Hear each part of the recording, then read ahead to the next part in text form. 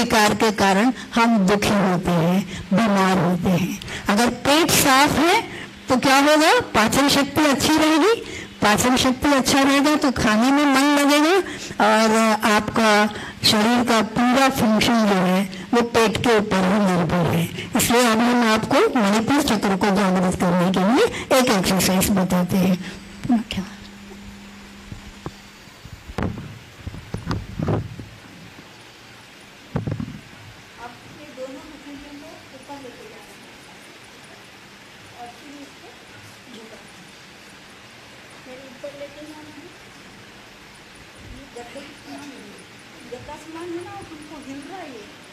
नीचे आ जाओ। हाँ ये गद्दा नीचे आ जाइए। अगर आपको तकलीफ हो रही होगी तो नीचे आ जाइए। ये हटा लेते हैं आप। वो मेरा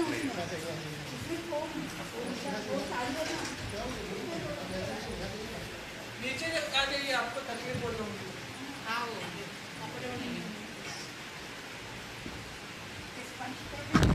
ओम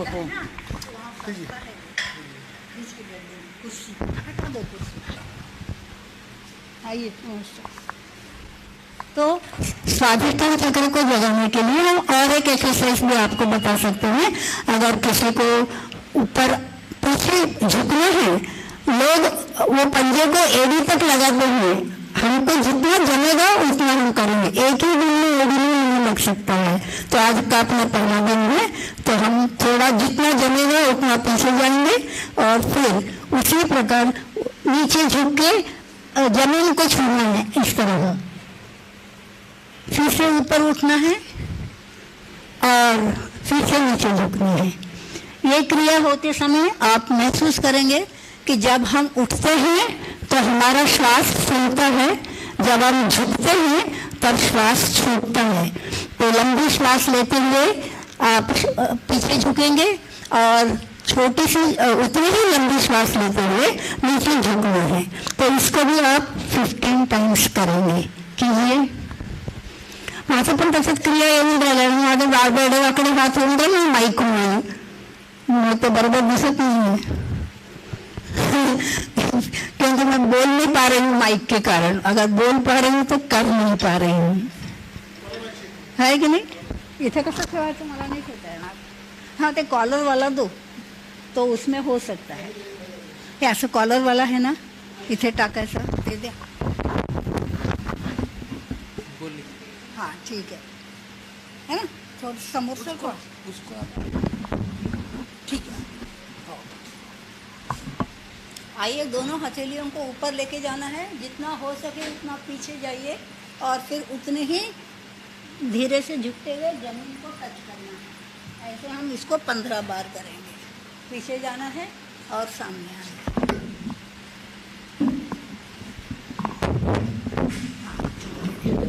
हाँ अभी ठीक है ना, थोड़ा मैं पूरी तरह क्या कारण मैं वागताना मग पटेल ना। हाँ सर, हाँ ठीक है ना, आता नहीं पढ़ना। ठीक है, तो करते जाइए। 15 टाइम्स आपको करना है। दोनों हाथ को ऊपर लेके जाएंगे, जितना हो सके उतना पीछे झुकेंगे और दोनों हाथ को नीचे ज़मीन पर लाकर ज़मीन को ऊपर रखेंगे। तो इस क्रिया से कौन सा चक्र जागृत होता है? मणिपुर चक्र, जिसे नाभि चक्र कहते हैं। ठीक है, अब दूसरा एक्सरसाइज नाभि चक्र को जगाने के लिए बताते हैं। वो है ये कमर को लपेटना हाथ से, कैसे कि शरीर स्थिर ही रहेगा और ये बॉडी को इतना स्ट्रेच करो जैसे कि कपड़े से आप पानी निचोड़ रहे हैं, उस तरह जितना हो सके उतना स्ट्रेच कीजिए। फिर इसको इस तरफ से भी स्ट्रेच करना है, रिवर्स। तो शुरू में स्ट्रेच करने के लिए स्लोली, उसके बाद आपको फास्ट भी करना है। तो इस तरह आप फास्ट भी कर सकते हैं। इससे आपका शरीर का वेट लॉस भी होता है और मणिपुर चक्र भी जागृत होता है। तो दोनों करते जाइए। और ये सब एक्सरसाइज क्यों करते हैं? इससे अपने को ज़्यादा से ज़्यादा प्राण वायु शरीर में जाता है एक्टिविटी के थ्रू। इसलिए आपको ये क्रियाएं करते रहना है, जिससे आपका शरीर स्वस्थ होगा। तो आज हमने आपको 3 क्रियाएं बताया है, 3 चक्र को जागृत कर किया है। इसके बाद में जो चक्रास हैं उसको मैं कल बताऊंगी आपको, क्योंकि एक साथ सभी बताने से शायद आपको याद नहीं रहेगा। तो अगर आपका डिमांड है कि नहीं आप बताइए तो हम बता सकते हैं, पूरा बता देंगे। ठीक। दूसरा चक्र है अनाहत नाद चक्र। तो अनाहत नाद चक्र को कैसे जागृत करना है? अनाहत नाद मीन्स अनहद, यानी जिसको हद ही नहीं है। इतने नाद इस ब्रह्मांड में भरा हुआ है कि जैसे मैं बोल रही हूँ ये भी एक नाद है, पक्षी चहचहाते हैं वो भी एक नाद है, कुत्ता भौंकता है वो भी एक नाद है। उसी प्रकार बर्तन को बर्तन टकराता है वो भी एक नाद है, बादल गड़गड़ाता है, बिजली चमकती है, वो सब कुछ जो प्रक्रियाएं इस ब्रह्मांड में हो रहा है वो सारी प्रक्रियाएं क्या है? एक नाद है। और वो संपूर्ण नाद आपके शरीर में छाती के नाद में समाविष्ट हुआ है। तो वो नाद को आपको महसूस करना है कि कैसे आप महसूस करोगे। अभी थोड़ी देर के लिए आप एकदम शांत हो जाइए, या आप बैठ भी सकते हैं। थोड़ा विश्राम करना चाहोगे, अगर किसी की तबीयत ठीक न हो तो बैठ भी सकते हैं। बैठकर भी अनाहत नाद चक्र को आप जागृत कर सकते हैं। अगर बैठना हो तो बैठ जाइए। अब हम आपको क्रिया बताते हैं, बैठ के अनाहत नाद चक्र को कैसे जागृत किया जाता है। तो ये दोनों हथेलियों को छाती के पास ऐसे ले आइए और झटके से इसको बाजू में ले जाना है। ऐसा जब आप झटके से बाजू में ले जाते हैं तब श्वास भी तेजी से बाहर छूटता है, तब उसमें एक नाद है। उस नाद को सुनते सुनते आपको ये क्रिया करना है। एक बार करके हम कर देते हैं, ध्यान से देखिए। ऐसे हाथ है, ऐसा श्वास भी बाहर छूटता है और शोल्डर को भी झटका लगता है, और पूरा तो यहाँ से यहाँ तक भी ला जा सकता है आप इस प्रकार, या तो यहीं से ही बाहर भी जा सकता है।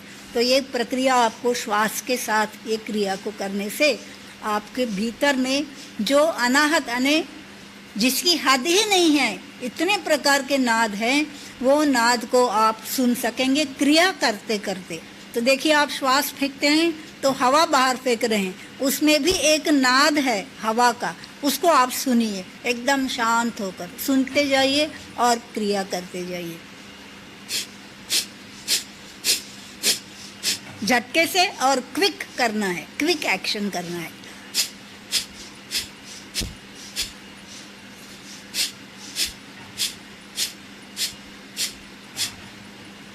इसके लिए नो काउंटिंग, इसके लिए नो काउंटिंग। क्यों ऐसा? क्योंकि ये क्रिया आपका श्वास से जो जुड़ा हुआ है, इस प्रक्रिया को करने से अंदर से जितने भी टॉक्सिक हैं वो आप झटके से जब फेंकते हैं तो वो सब रिलीज होता है, और उसके रिलीज होने से नाक, आँख, कान, ये इंद्रियां, चेहरे से जुड़ा हुआ छाती के ऊपर का पूरा भाग, और झटके से करने से नाभि तक, तो नाभि से लेकर यहाँ तक आपको प्राणायाम और ऊर्जा मिलती है और श्वसन की प्रक्रिया हो रही है। तो उसको आप महसूस करते हुए इसको ऐसे ऐसे कर सकते हैं। तो आपको ज़्यादा से ज़्यादा प्राणायाम अगर करने से प्राणवायु मिलता है तो उससे आपका शरीर ज़्यादा सुदृढ़ होगा, सशक्त होगा। इसलिए आप ज़्यादा से ज़्यादा ये प्रक्रिया कर सकते हैं। इसके लिए नो काउंटिंग। ये कौन सा चक्र हुआ? अनाहत नाद चक्र, है ना। अभी हम करेंगे कंठ चक्र। तो पहला चक्र क्या बताई थी आपको याद है? हाँ, मूलाधार। उसके बाद क्या बताया था? स्वादिष्ठान, बराबर। उसके बाद मणिपुर चक्र, उसको नाभि चक्र भी बोल सकते हैं। उसके बाद क्या बताया था अभी? अनाहत नाद चक्र। तो टोटल कितने चक्र हुए? 4 हुए। अभी 5वां चक्र कंठ चक्र भी बोल सकते हैं, या उसको विशुद्ध चक्र भी कह सकते हैं। तो कंठ चक्र को जागृत करने के लिए हम क्या करेंगे? गर्दन को पीछे लेके जाएंगे, जितना हो सके उतना पीछे ले जाइए। देखिए आपका शरीर फैलता हुआ महसूस होगा आपको। फिर सीधा हो जाइए। फिर ये जो दाढ़ी है ना, इसको यहाँ पर लगाना है, ऐसे टच करना है। फिर सीधे हो जाना है। ऐसे आपको 10 टाइम्स करना है। आप मन में काउंटिंग करेंगे और करते जाएंगे। 1 टाइम हो गया, सेकंड टाइम करेंगे। बैठ के भी किया जा सकता है। कीजिए। मन में काउंटिंग करते चले जाइए।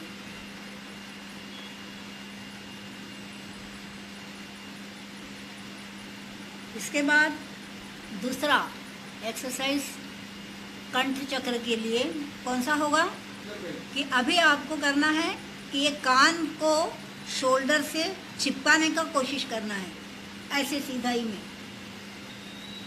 ऐसे चिपकाने का कोशिश करना है। शोल्डर को उठाना नहीं है, लेकिन गर्दन को शोल्डर तक लाने की कोशिश करना है।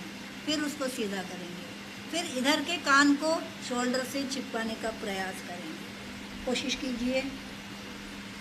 ऐसे आपको 10 टाइम्स करना है। कीजिए। मन में काउंटिंग करेंगे। जैसे 10 टाइम्स हो जाता है आप रुक जाएंगे। आप जब ये क्रिया करते हैं तब आपके अंदर से जो आपको कुछ महसूस हो रहा है कि नसें खींची जा रही है, वहाँ आपका ध्यान जाना चाहिए। जब आपको गर्दन में तकलीफ़ होगी तब आप इस तरह गर्दन को जब मोड़ते हैं तब आपको एक आराम मिलता है, एक सुकून मिलता है। क्यों मिलता है सुकून?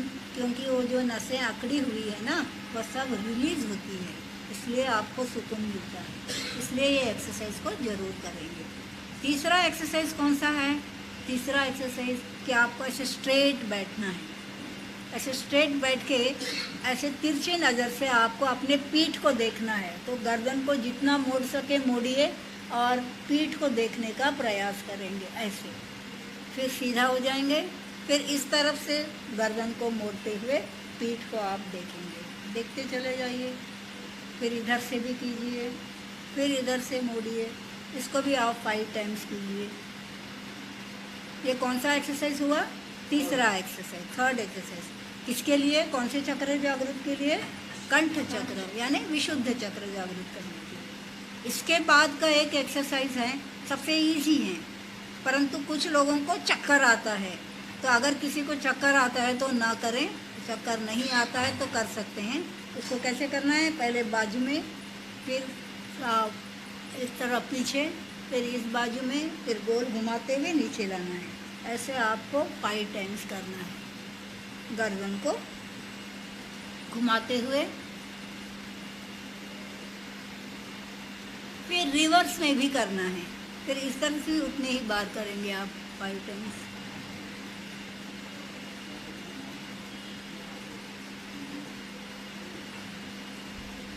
तो इससे कौन सा चक्र जागृत हुआ? इससे चक्र जागृत हुआ है कंठ चक्र, विशुद्ध चक्र। अभी आखिरी चक्र क्या है? वो है सहस्त्रार। तो अभी आपका 6 चक्र को जागृत होने के बाद ही वो 7वां चक्र जागृत होगा, इसलिए उसके लिए कोई अलग एक्सरसाइज नहीं है। तो आपको जब भी जॉइंट में पेन होता है, सहस्त्रार तक आपको दर्द महसूस होगा। सर दुखता है, माइग्रेन जैसे सिर दर्द कंटिन्यूअस, तो ये यहाँ से दर्द शुरू होता है। तो उसका अर्थ क्या हुआ है कि कंठ चक्र से सहस्त्रार चक्र जुड़ा हुआ है। तो कंठ चक्र एक चेन हमने बताया आपको कि पूरे 6 चक्रास का एक चेन है। वो 6 चक्र जब जागृत हो जाएगा तभी सहस्त्रार चक्र जागृत होगा। तो सहस्त्रार चक्र को जागृत करने के लिए 6 चक्र जागृत करना बहुत ही आवश्यक है। तो इस प्रकार से आज हमने आपको 7 चक्र जागृत करने के लिए सब एक्सरसाइज, ये छठवां मूलाधार, स्वादिष्ठान, मणिपुर, फिर अनाहत नाद चक्र, कंठ चक्र, अब आज्ञा चक्र। छठवां चक्र है आज्ञा चक्र। आज्ञा चक्र बोलेंगे तो वो है प्रकाश का चक्र है, उसको थर्ड आई भी बोलते हैं। तो थर्ड आई कैसे ओपन होगा? तो थर्ड आई ओपन करने के लिए केवल योगा से संबंध नहीं है, उसका संबंध ध्यान से भी है। तो आपको योग की क्रिया में अगर करना है तो आपको आँख के ये जो 2 आँखें हैं उसका एक्सरसाइज करना होगा। इसके कारण ये थर्ड आई ओपन होता है। जैसे अभी दीदी के पास, बहन जी के आँख में चश्मा लगा हुआ है, तो आप अगर इस एक्सरसाइज को करते हैं तो चश्मे का नंबर भी कम हो सकता है और फिर तो धीरे धीरे आँख में से पानी आना या कम दिखना या कुछ दर्द हो रहा है आँख के कारण, तो वो सब ये क्रिया से दूर होगा। कौन से चक्र जागृत होने से?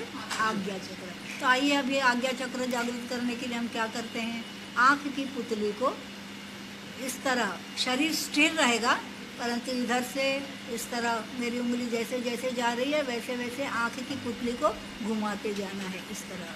फिर नीचे आएगा तो नीचे भी देखना है, फिर इधर देखना है। इस प्रकार 3 राउंड कीजिए, क्योंकि आँख बहुत नाजुक चीज़ है इसलिए उसमें ज़्यादा स्ट्रेन नहीं आना चाहिए, इसलिए 3 टाइम्स इसको इस प्रकार से आप घुमाएंगे। 3 टाइम्स होने के बाद एंटी क्लॉकवाइज भी 3 टाइम्स घुमाना है। तो फिर से इस साइड से आप देखते हुए आएंगे, ऊपर भी देखेंगे, बाजू में भी देखेंगे। इस प्रकार से 3 राउंड कंप्लीट करेंगे।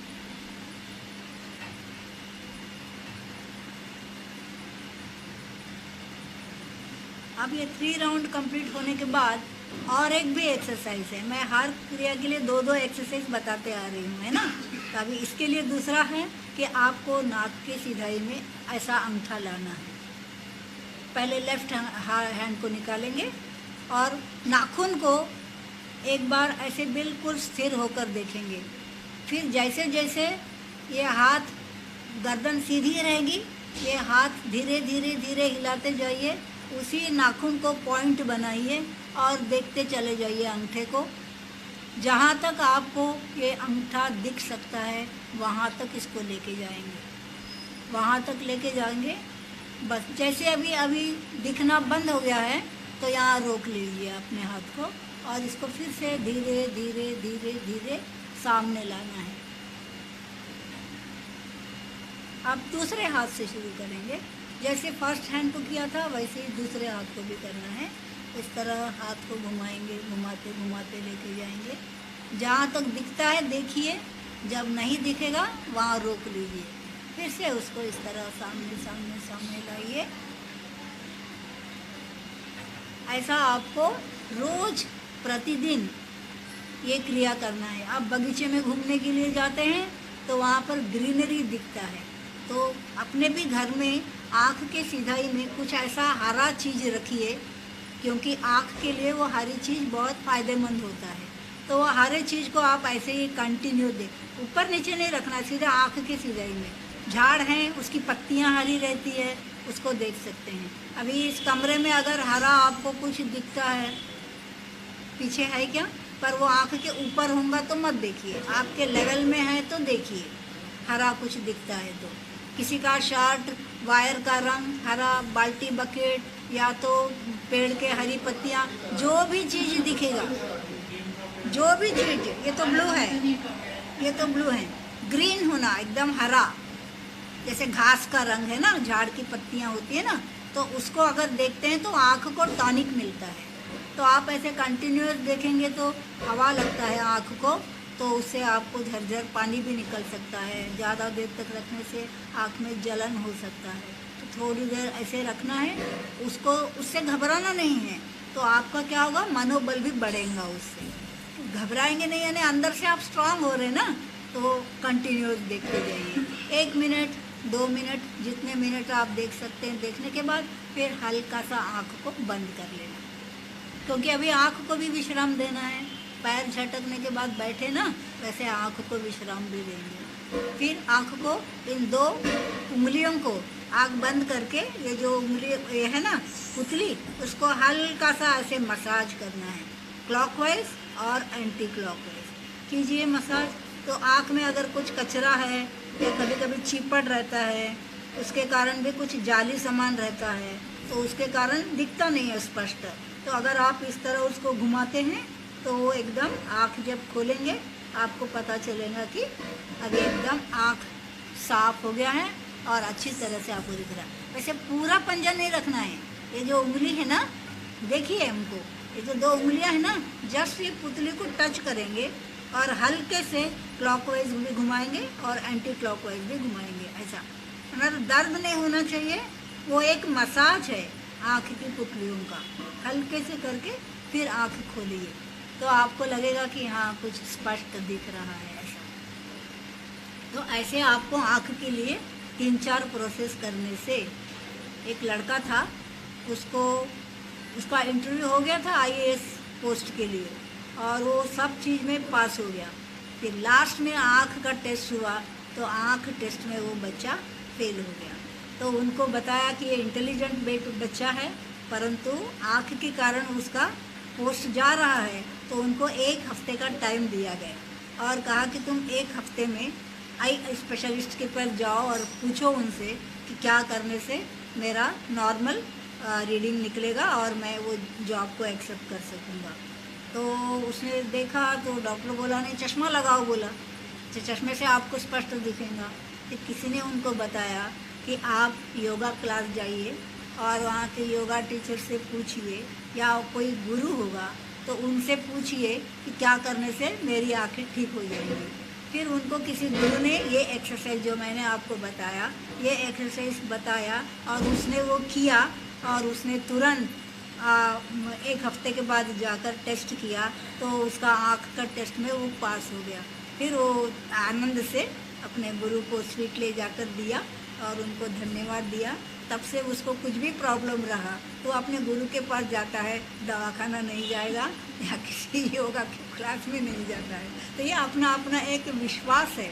जो भी हम आपको सिखाते हैं, अगर आप पूरे विश्वास के साथ उसको करते हैं तो आपको उसका बेनिफिट मिलेगा। अगर आप लापरवाही से करते हैं तो कुछ दिन में आलस के कारण ये सब क्रियाएं छूट जाएगी और आप आज इट इज़ बीमार हो जाओगे। तो ये जैसी गोलियां हम हमेशा टैबलेट्स खा खा के तबीयत को ठीक करते हैं, तो ये सब भी अपने शरीर के लिए एक टैबलेट ही है। तो ये आपको कंटिन्यूस करते रहना है। अगर आप लाइफ लॉन्ग करते रहेंगे तो कभी भी आप बीमार नहीं होंगे। तो अभी मैं योग की क्रियाएं 7 चक्रास जो आपको बताई थी तो वो यहाँ पर पूर्ण होता है। तो अभी हम 2 मिनट क्या कर सकते हैं, शांत होकर आंखें बंद करेंगे, केवल अंदर से अपने बॉडी को देखने का प्रयास करेंगे। आंखें बंद करके आप बॉडी को कैसे देख सकते हैं? नहीं देख सकते हैं, क्योंकि बॉडी की सब अंग शरीर के बाहर हैं। शरीर के भीतर एक श्वास चल रहा है, बस वो श्वास को आप देखने का प्रयास कर सकते हैं। श्वास किसके जरिए जाता है? हवा के थ्रू। हवा तो इतना बारीक है कि वो खोलकर भी नहीं दिखता है, तो बंद आँखों से आँख कैसे दिख सकता है? तो उसको आप केवल महसूस कर सकते हैं कि हवा भीतर जा रहा है और हवा बाहर आ रहा है। उसी को हम श्वसन प्रक्रिया बोलते हैं। तो एक आधा मिनट शांत होकर शरीर को बिना हिले डुले उस श्वसन प्रक्रिया को ध्यानपूर्वक देखेंगे, क्योंकि उसी के ऊपर अभी हमको प्राणायाम का दूसरा प्रोसेस करना है। तो 1 मिनट शांत होकर देखिए श्वास कैसे भीतर जा रहा है और श्वास कैसे बाहर आ रहा है। हम नहीं ले रहे हैं, वो अपने आप भीतर जा रहा है और अपने आप बाहर आ रहा है, लेकिन हमको ऐसे लगता है कि हम श्वास ले रहे हैं। तो हम कुछ भी नहीं कर रहे हैं, यही सत्य है। सब कुछ अपने आप हो रहा है और जो अपने आप हो रहा है उसका आनंद लेते आना चाहिए। तो श्वास भीतर जा रहा है उसका आनंद लीजिए, श्वास बाहर आ रहा है उसका भी आनंद लीजिए। केवल आधा मिनट।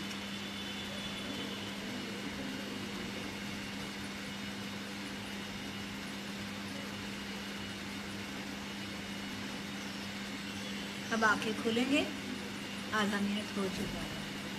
अभी अपने को ये जो योग की क्रियाएं आपको सिखाया था, ये सब कुछ श्वास से जुड़ा हुआ है और हर क्रिया आप करते समय अगर आपका ध्यान श्वास के ओर जाता है तो आपको पता चलेगा कि जब हम बात करते हैं ना तब श्वास रुकता है, और जब हम श्वास कंटिन्यूस बोल नहीं सकते हैं। क्यों?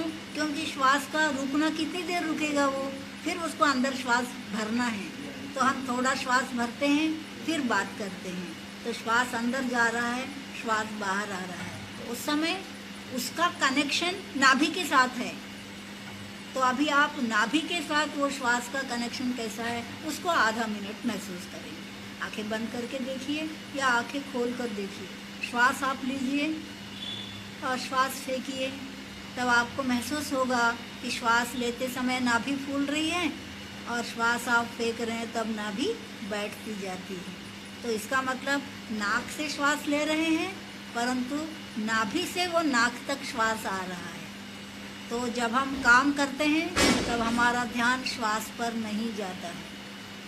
तो अगर हमारा काम करते समय भी श्वास पर ध्यान जाएगा। तो आपने एक प्रयोग किया था, दोनों हाथ ऊपर उठाए थे और दोनों हाथ को ज़मीन पे टेके थे। तब ये क्रिया करते समय जब हाथ ऊपर उठाया तब श्वास लिया, श्वास भरा, और नीचे झुके थे तब वो श्वास छूटा था। तो ऐसे ही हम कोई भी भारी सामान उठाते हैं ना तो उस समय श्वास अपने आप रुकता है। कुछ पत्थर उठाना है या कुछ भारी सामान को सरकाना है तब ताकत लगाते समय क्या होता, श्वास रुकता है। फिर जब हम छोड़ देते हैं तब एकदम श्वास फूल जाता है। तो इसका मतलब ये हुआ कि आप कोई भी काम करते हैं तो उसमें ऊर्जा लगता है। तो ये ऊर्जा कैसे बनता है, ये श्वास से, भीतर जाने वाला श्वास आज्ञा चक्र में मिल जाता है और वहाँ से जब वो वापस आता है, शास्त्राल में इकट्ठा होता है और यहाँ से वापस लगता है। तो आज्ञा चक्र में जब आता है तो आज्ञा चक्र में प्राण ऊर्जा होता है। कौन सी ऊर्जा, जिससे हम जीवित हैं। तो वो श्वास प्राण ऊर्जा में मिलके वो संपूर्ण शरीर को सुदृढ़ और सशक्त करता हुआ जाता है। तो सबसे पहले सिर के बाल पक्के होते हैं, फिर माथा अपना पक्का होता है, भौवें पक्की होती है, आँखें भी। तो वो ऊर्जा से ही हर अंग, हर नस, हर हड्डी पक्की होती है। तो उस ऊर्जा को प्राण ऊर्जा कहा है। तो अपने शरीर में जब प्राण ऊर्जा की कमी होती है तो कमी होने का कारण क्या है कि हम ज़्यादा श्वास लेते नहीं हैं, प्राणायाम नहीं करते हैं और बातचीत में, कामकाज में और दूसरे बातों में हम अपनी ऊर्जा को खर्च कर देते हैं। सबसे ज़्यादा ऊर्जा किस में खर्च होता है, काम करने में बिल्कुल भी नहीं होता। तो ज़्यादा ऊर्जा खर्चा होता है सोचने में, विचार करने में। आप जब भी ज़्यादा विचार करते हैं ना आपको शरीर एकदम थका थका सा लगता है। काम करने से थकान नहीं आती है, वो थकान कहाँ से आती है, कनेक्शन जुड़ा है विचार के साथ। तो विचार से मुक्त होना है तो वो विचार किससे जुड़ा है, मन से जुड़ा है और मन इंद्रियों से जुड़ा हुआ है। तो मन, इंद्रियां, विचार, ये सब को ऊर्जा ज़्यादा लगता है और वहीं से हम ज़्यादा थक जाते हैं। तो नहीं थकने के लिए क्या करना पड़ेगा, प्राणायाम करना होगा। तो आप बैठे बैठे भी कर सकते हैं प्राणायाम, खड़े होकर भी कर सकते हैं। प्राणायाम के 12 प्रकार हैं, उसमें से आज हम एक प्रकार लेते हैं जिसे आप बैठकर भी कर सकते हैं। तो वो है अनुलोम विलोम प्राणायाम। अनुलोम का मतलब है श्वास भीतर सीधा जाता है। विलोम यानी क्या, जाते समय सीधा भी जाता है, निकलते समय वो आधा। हवा आपने देखा होगा कि सीधा जाता ही नहीं है। हवा ना चक्रवादल होता है, कभी ये दिशा से जाता है, तुरंत इधर से हवा बहता है। तो हवा की दिशा स्थिर नहीं है। तो अपने शरीर में नाक, अपने को लगता है हम श्वास से ले रहे हैं, क्या नाक से ही भीतर श्वास जाता है क्या, ऐसा नहीं है। कान से भी, नाक से भी, मुंह से भी, जितने भी द्वार हैं उतने द्वारों से हवा भीतर जाती है और उतने द्वारों से हवा बाहर निकलती है। तो अभी हम एक ऐसा प्राणायाम करेंगे जिससे आपके विचार भी रुकेंगे, मन भी शांत होगा और बीमारियां जैसे कि डायबिटीज़ व बीपी हैं तो उस पर रोक आता है ये प्राणायाम से। तो वो प्राणायाम का नाम है अनुलोम विलोम प्राणायाम। और ये प्राणायाम करते करते समय अगर आपका ध्यान भटक जाता है तो वहाँ कैसी गलती होती है वो भी आपको महसूस होगा। अगर आपका ध्यान भटकता नहीं है तो आपका मेमोरी पावर भी इससे बढ़ेगा। तो ये अनुलोम विलोम प्राणायाम में फ़ायदा हमने कितने बताया, एक तो मेमोरी बढ़ेगी और दूसरा मन शांत होगा, विचार रुक जाते हैं और सबसे बड़ा काम क्या होता है, इससे विचार भी रुकेंगे, मन भी शांत होगा, ये भी, और मेमोरी पावर भी बढ़ेगा। और बीमारी से भी मुक्तता मिलेगी। तो आइए अब हम अनुलोम विलोम प्राणायाम करते हैं। कैसे भी स्थिति में आप बैठ सकते हैं। अनुलोम विलोम प्राणायाम के लिए कोई स्थिति का बंधन नहीं है और समय का भी बंधन नहीं है। जब जब आप फ्री होंगे, आपके मन में विचार चलेंगे, तब तब आप ये प्राणायाम करना शुरू कर देंगे तो विचार धीरे धीरे खाली हो जाएगा और मन शांत होने लगेगा और अपने आप आपके चेहरे पर मुस्कुराहट आएगी। कैसे करना है? ये 2 उंगलियों से भी प्राणायाम किया जा सकता है या ऐसे इस प्रकार के भी। तो अंगूठे से आप नाक को दबा सकते हैं या ये उंगली से भी नाक दबा सकते हैं, जो आपको कन्वीनियंट लगेगा वैसे कर सकते हैं। तो ये जो उंगली है इसको कहते हैं तर्जनी।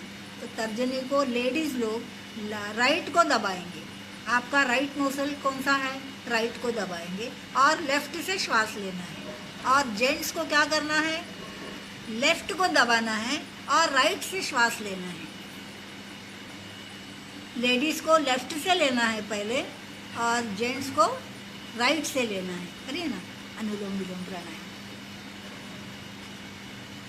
करो ना अनुलोम विलोम प्राणायाम। तो लिया लंबा श्वास, उसी नोजल से बाहर भी फेंकना है। आप दूसरी बार क्या करना है? ये फर्स्ट एक्सरसाइज, पहले नाक से श्वास लिया, उसी नोजल से फेंका। अभी आपको नोजल से श्वास लेना है और यहाँ थोड़ा सा रोकना है। श्वास को लंबा लेना है और थोड़ा सा रोकना है। रोक लीजिए। फिर धीरे से आपको श्वास, हवा है वो रुकेगा नहीं, वह छूटता हुआ महसूस होता है तो छूटने दीजिए, फेंक दीजिए। ठीक है? अभी श्वास को रोकने के लिए एक टेक्निक बता सकते हैं। लंबी श्वास लीजिए और दोनों नोजल को ऐसे पकड़ लीजिए तो अपने आप श्वास रुक जाता है, कुछ प्रक्रिया नहीं करनी पड़ेगी। लंबी श्वास लीजिए और दोनों नोजल को ऐसे पकड़ लीजिए।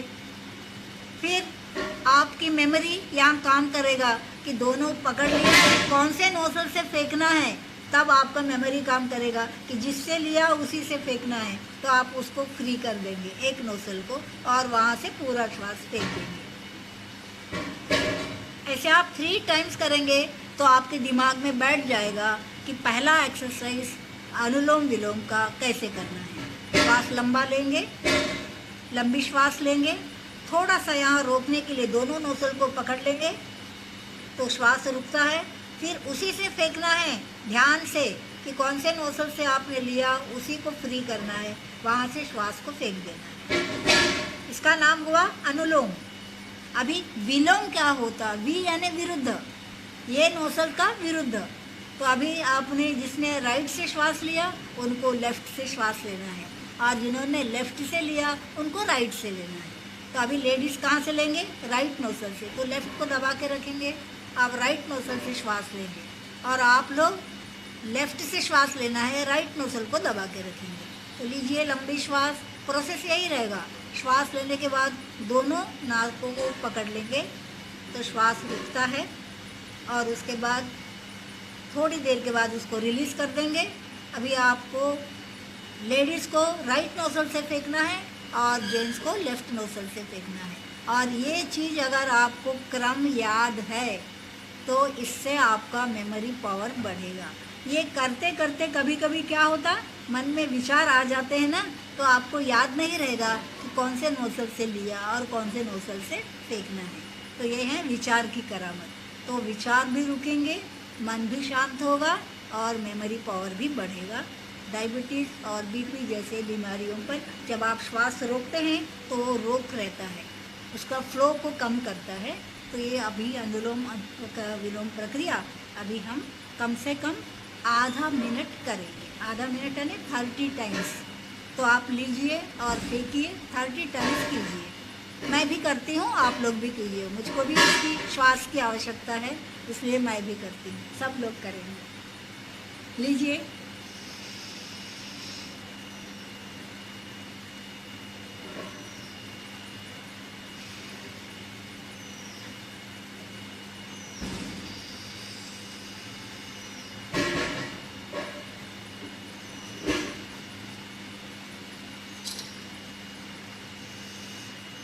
अल्टरनेट कीजिए, 15 टाइम्स राइट नोजल से, 15 टाइम्स लेफ्ट नोजल से। इस प्रकार 30 टाइम्स कीजिए, मीन्स आधा मिनट, नहीं आधा मिनट यानी 30 सेकेंड्स।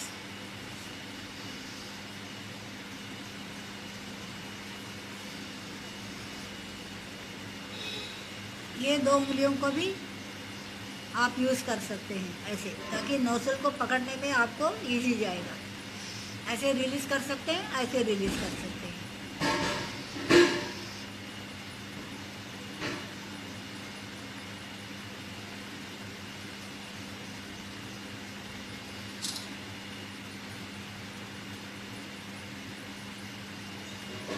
करते जाइए।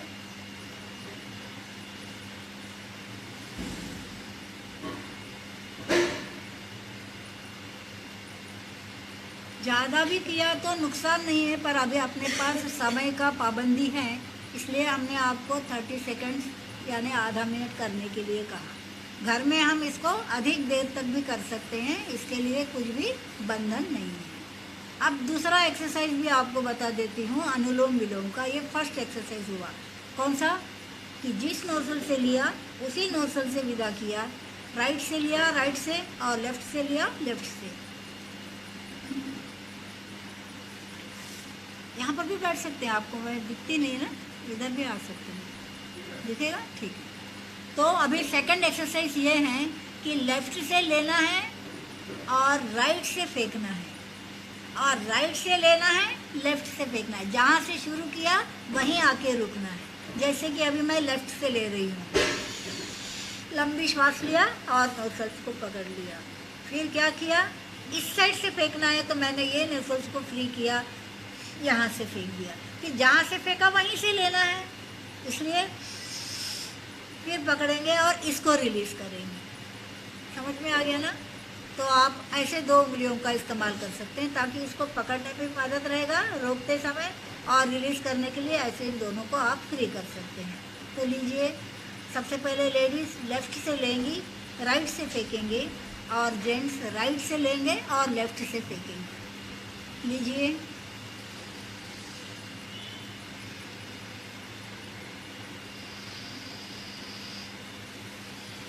जब आप कंटिन्यूअस करते हैं तब पूरे ध्यान पूर्वक करेंगे तो आपका मेमोरी पावर बढ़ेगा। तभी गलती होगी जब आपका मन भटकेगा, आप ध्यान से बेध्यान हो जाएंगे।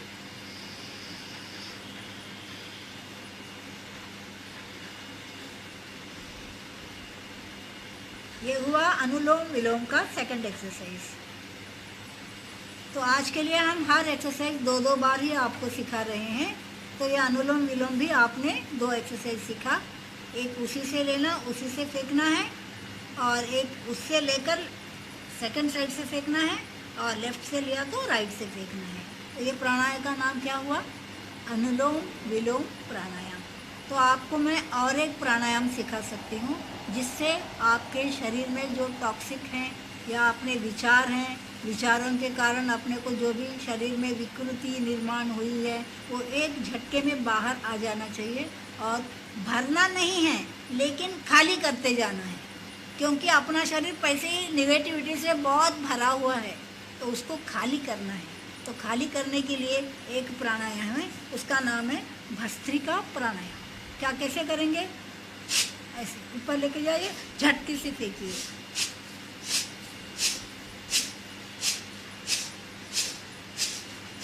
जितने स्पीडीली करोगे उतना ज़्यादा आपका श्वास, जितने आप तेज़ी से फेंकोगे उतने तेज़ी से वो अपने आप भरता चला जाएगा। भरने का काम आपको नहीं करना है, वो ऑटोमेटिक प्रोसेस है। करते चले जाइए।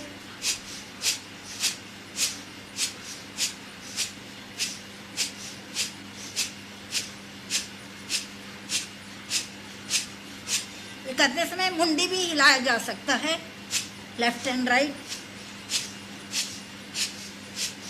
या स्थिर रख के भी कर सकते हैं।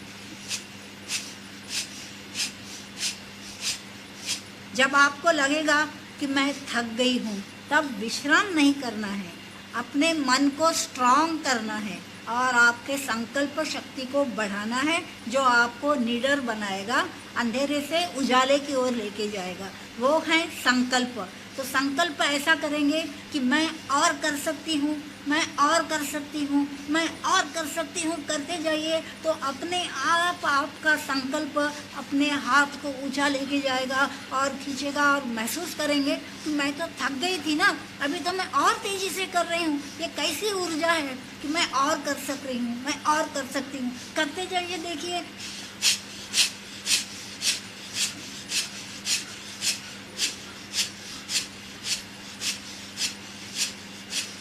इस तरह करते जाइए। आपका संकल्प जितना स्ट्रांग होगा, उतना आपका मनोबल भी स्ट्रांग होगा, और आप भीतर से निडर होते चले जाएंगे।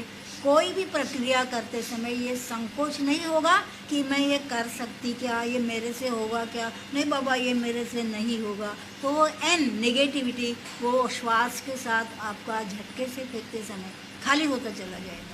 तो इसलिए भस्त्रिका प्राणायाम आप दिन में कितने भी बार कर सकते हैं, और कितने भी बार आप करेंगे उतना आपके लिए फ़ायदेमंद होगा।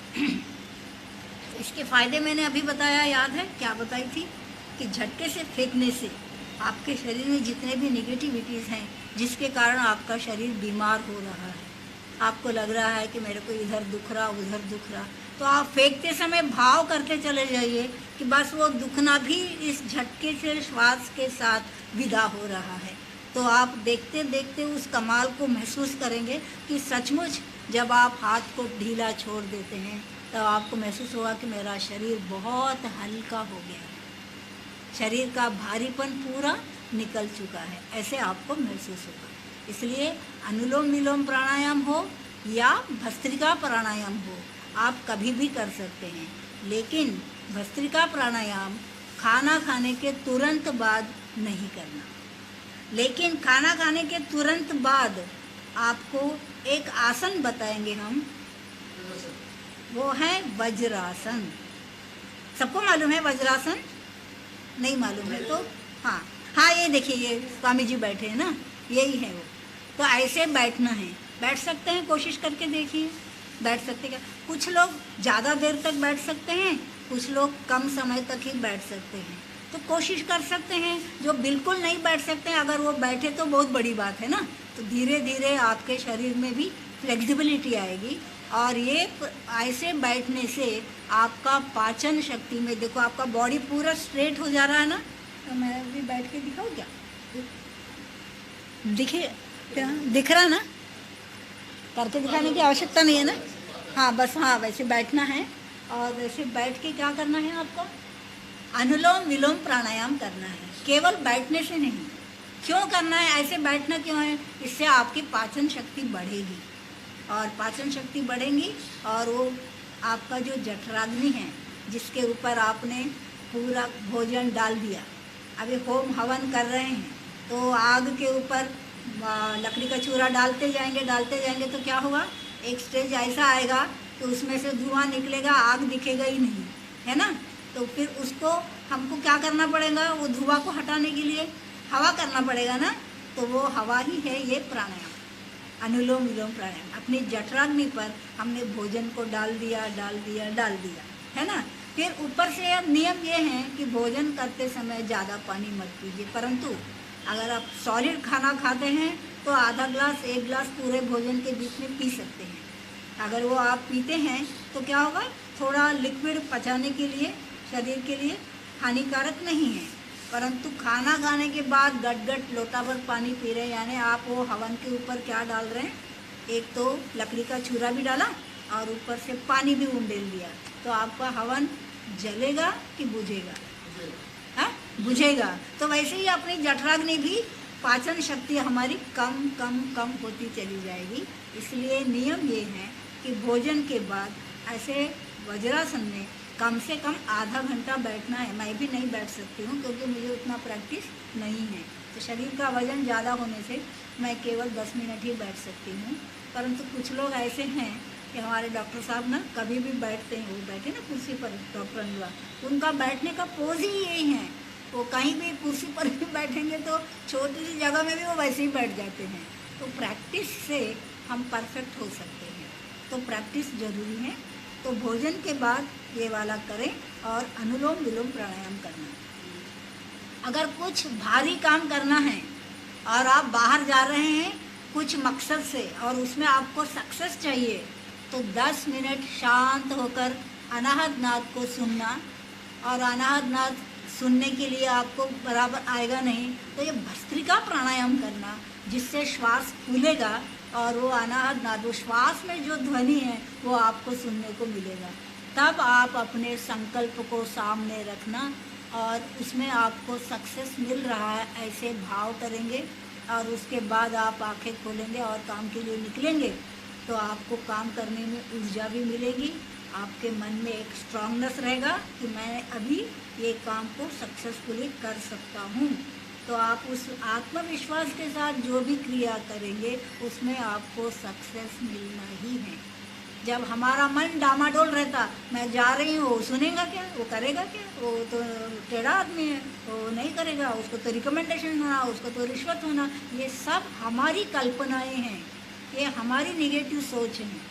तो ये सारी निगेटिव सोच को ये प्राणायाम दूर कर सकता है। कौन सा प्राणायाम? भस्त्रिका प्राणायाम। तो आप थकते भी हैं तो फिर से भी अभी और एक राउंड करेंगे। हमारे गुरु हम लोगों से 3-3, 4-4 राउंड कराते हैं और 15-15 मिनट कराते हैं। कहते हैं कि कुछ भी ना करें, सिर्फ ये भस्त्रिका प्राणायाम और अनुलोम विलोम ये वाला आप करते चले जाओ। ये प्राणायाम में उतनी शक्ति है कि आपने जो सोचा ये प्राणायाम आपके कार्य को सक्सेस में लेके चला जाएगा, सफलता मिलना ही है। तो पहले शरीर पर ही करके देख लें, तो शरीर के बाद में आपका मनोबल भी स्ट्रांग हो जाएगा और आप हर कार्य को निर्भयता से कर सकेंगे। तो सेकेंड राउंड एक बार भस्त्रिका प्राणायाम करते हैं। आइए शुरू करते हैं। केवल श्वास को फेंकना है। जब थकेंगे तब आपको अपने मनोबल को बढ़ाना है। क्या कहना है कि मैं और कर सकती हूँ, मैं और कर सकता हूँ, कर सकता हूँ। करते चले जाइए, अपने आप वो क्रिया होगी और आपको करना कुछ भी नहीं। मैं भी करती हूँ, आप भी कीजिए।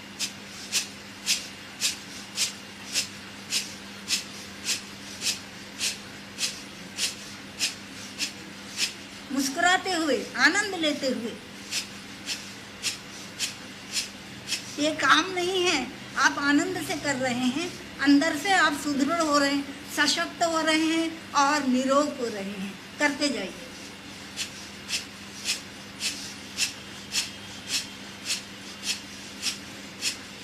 जब थकेंगे तब तेजी से करो, तब आपका मनोबल बढ़ेगा। करिए और मन में बोलना मैं और कर सकती हूँ, मैं और कर सकती हूँ, और कर सकती हूँ, और करते चले जाइए।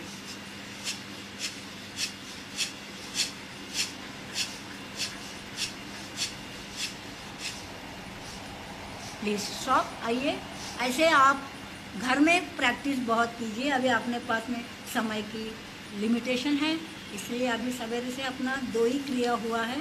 एक क्रिया हुआ है 7 चक्र जागृत करने वाला योगा, और दूसरा ये अनुलोम विलोम और प्राणायाम। ये 2 प्रक्रियाएँ हुई है। अभी 3rd प्रक्रिया हम ये सब क्यों, किस लिए करते हैं? अपना मन जो भटक रहा, अपने मन में विचार आ रहा है, तो मन के भटकने को रोकना है, विचारों को रोकना है। तो मन शांत होने के लिए हम थोड़ी देर क्या करेंगे, ये मुद्रा का नाम ध्यान मुद्रा। ऐसे मुद्रा में बैठेंगे, शरीर को स्ट्रेट रखेंगे। अभी आपका भस्त्रिका प्राणायाम से जो श्वास खुला हुआ है, बंद आँखों से उसको महसूस करेंगे। जब आप महसूस करेंगे तब पता चलेगा कि आप नाक से श्वास ले रहे हैं, परंतु नाभि आपकी हिल रही है। तो कब वो नाभि उठ रही है, कब वो नाभि बैठ रही है, वहाँ पर देखते हुए आपको केवल 1 मिनट शांत रहना है। इसको कहते हैं मौन ध्यान। कभी गुस्सा आएगा तो दूसरे पर बरसने की अपेक्षा आप ये ध्यान में चले जाएं। तो अगला आपको मुंह टेढ़ा कर रहा है या आपको चिढ़ा रहा है, कुछ भी देखना नहीं है, आंखें बंद कर लेना, कान भी बंद। वो क्या गाली दे रहा है, आपकी निंदा कर रहा है, बोलना मेरे कान सुन रहे हैं, मैं नहीं सुन रही हूँ, और शांत होकर आप ये श्वास पर ध्यान करेंगे तो धीरे धीरे आपका गुस्सा आना भी कम होता चला जाएगा। ये मौन ध्यान का फ़ायदा है कि गुस्से को कैसे शांत करें। अगर गुस्सा आता है तो आप ध्यान में चले जाएं। घर में कुछ टकराव हो रहा है, किसी को जवाब देने के बदले में आप मौन हो जाएं। मौन में वो शक्ति है कि आप एक दिन विजयी हो जाएंगे। मौन जीत जाएगा और बड़बड़ करने वाला हार जाएगा। अगले को हराने का एक ही तरीका है, स्वयं मौन हो जाए।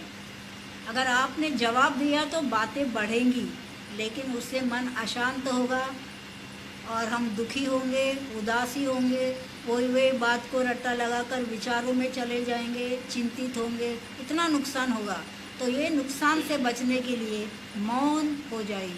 मौन साधना में वो शक्ति है कि वो अगले को एकदम शांत कर देगा। अगला बड़बड़ किया, आपने जवाब ही नहीं दिया ना, थोड़ी देर के बाद उसी को बुरा लगेगा कि हट, मैंने कितना सुना दिया, बेचारी चुपचाप सुन रही है, वो खुद ही शांत हो जाएगा।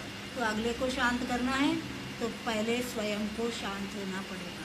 तो आइए ध्यान मुद्रा में 1 मिनट शांत हो जाइए।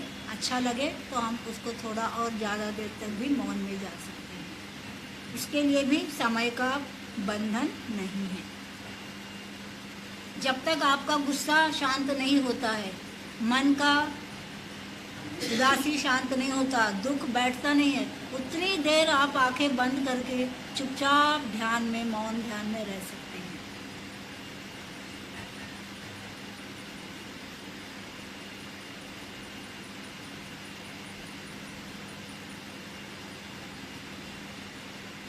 अब भी आप प्रयोग करके देखें कि शांत होने में कितना अच्छा आराम मिल रहा है, उसको महसूस करें। धीरे धीरे क्रोध का आना भी विदा हो जाएगा, विचारों का आना भी रुक जाएगा और आपके शांत स्वभाव से आपका सबके साथ प्रेम भाव भी बढ़ेगा।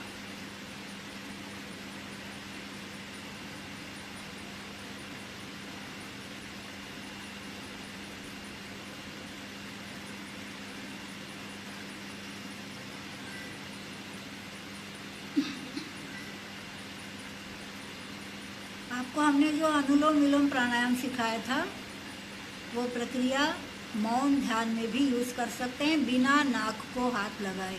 नाभि से लंबी श्वास लेंगे और नाभि से लंबी श्वास को फेंकेंगे तो आप थकेंगे ही नहीं। नाक से श्वास लिया तो जल्दी थक जाएंगे। नाभि से लंबी श्वास लें तो लंबी श्वास लेंगे तो नाभि फूलेगी और जब आप नाभि से श्वास को फेंकेंगे तब नाभि भीतर चली जाएगी और उतनी देर आप शांत बैठ सकते हैं। ये नाभि का खेल चालू कर देना तो धीरे धीरे आपके चेहरे पर एक मुस्कुराहट आएगी कि ये नाभि कैसे नाच कर रहा है। हम तो श्वास नहीं ले रहे हैं, लेकिन वो देखो हमको कैसे सचेत कर रहा है। अब मैं भीतर जा रहा हूँ, अब मैं बाहर आ रहा हूँ। नाभि हमसे बात करती है, ये नाभि की वाणी है, ये नाद है। उस नाद का आनंद लें मौन ध्यान में जाकर। तो जैसे जैसे आप आनंदित हो जाएंगे, गुस्सा विदा होते चला जाएगा, क्रोध आना कम हो जाएगा और आप धीरे धीरे शांत होने लगेंगे। जैसे जैसे वाणी शांत होगी, मन भी शांत होते चला जाएगा।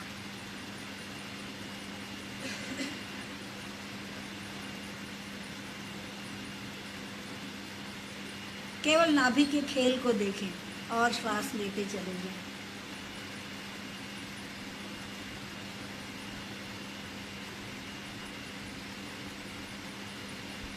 कितना बजा टाइम हो गया?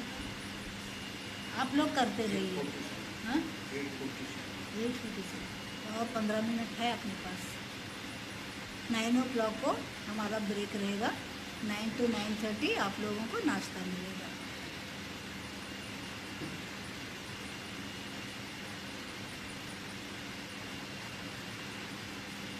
ये मौन ध्यान आप जितना लंबा, जितना ज़्यादा देर तक करेंगे, ये भी एक प्राणायाम से जुड़ा हुआ ध्यान ही है। ध्यान का पहली सीढ़ी है। योग के बाद में ध्यान की प्रक्रिया शुरू होती है। तो ध्यान की प्रक्रिया में धारणा और प्रत्याहार आता है। धारणा क्या होता है कि आपने मन में धारण कर लिया कि मैं ये कर नहीं सकती, तो आप कर ही नहीं सकोगे। वो आदमी सुधरेगा नहीं बोलेंगे तो आदमी कभी सुधरेगा ही नहीं, क्योंकि आपने वो धारणा किया है कि वो आदमी नहीं सुधरेगा, मैं भी नहीं सुधरूंगी। तो आप धारणा करते चले जाइए इस श्वास के साथ, इस मौन ध्यान में, कि सब कुछ हो सकता है। मैंने जो सोचा वो जरूर पूरा होगा। आज मुसीबत आई है, वो एक दिन अपने आप चली जाएगी। जैसे अंधेरा जाता है, प्रकाश आ जाता है, वैसे ये दुख भी जाएगा और सुख आ जाएगा। निर्धनी है तो हम धनी भी होंगे। तो आप हमेशा भाव करते जाएं कि सब कुछ पॉजिटिव हो रहा है। इसी को कहते हैं पॉजिटिव विचारधारा यानी धारणा।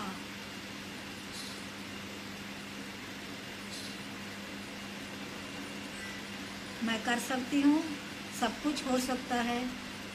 और अगले को भी हिम्मत दें कि आप दुखी न हो, ये तो टेम्पररी है। जैसे श्वास भीतर गया और बाहर निकला, ऐसे आप सुखी हो जाएंगे। बस आप धारणा कीजिए कि मैं सुखी हूँ, मैं सुखी हूँ। बस सुख आपका दरवाज़ा खटखटाएगा और आप सुखी हो जाएंगे। तो ये मौन ध्यान बहुत कुछ प्रदान करता है। इसलिए आपको जब भी गुस्सा आए, आप किसी को उल्टा जवाब न दें, अपने आप पर नियंत्रण रखें और आप ये मुद्रा में चले जाएं और ध्यान करें।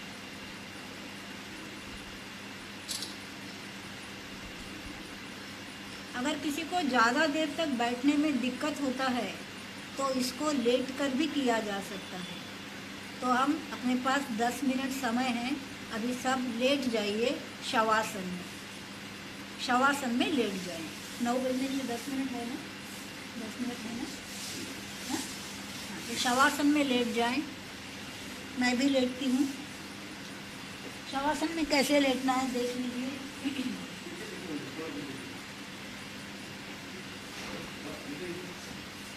ऐसे लेटना है, हाथ दोनों ढीला छोड़ दें, गर्दन को सीधी रखना है, गर्दन को झुकाना नहीं है। गर्दन को नहीं झुकाएंगे, ऐसे ढीला छोड़ देंगे हाथ को। पैर भी ढीला छोड़ दीजिए, पूरे शरीर को ढीला छोड़ दें। अब नाभि की प्रक्रिया पर ध्यान दें कि देखिए सोकर अगर आप करते हैं तो नाभि कैसे ऊपर हो रही है, कैसे नीचे हो रही है, आपको महसूस होगा। मुद्रा वही रखें, ध्यान मुद्रा। तर्जनी को अंगूठे से टिप में जोड़ना है और बाकी की उंगलियां खोल के रखना है। और श्वास भीतर जा रहा उसको महसूस करेंगे, श्वास बाहर छूट रहा उसको महसूस करेंगे। रात में जब आप सोते हैं, सोने के पहले इसी प्रकार ध्यान में चले जाएंगे तो आपका सबकॉन्शियस माइंड जो है वो रात भर आपको ध्यान में ही रहेगा और आपको उसका ज़्यादा फ़ायदा मिलेगा। कैसे पता चलेगा कि हमारा सबकॉन्शियस माइंड सतर्क है, सजीव है? तो सवेरे आप जब उठेंगे तो जिस भाव के साथ आप सोते हैं उसी भाव के साथ आप उठोगे। और इसको आपको महसूस करना है, प्रयोग को करके देखना है। तो सोने से पहले ये प्रयोग करके ही आप सोएंगे। जैसे 9 बजे आप बताएंगे ना, 9 बजते ही बताइए, हाँ 9 बजते ही बताना।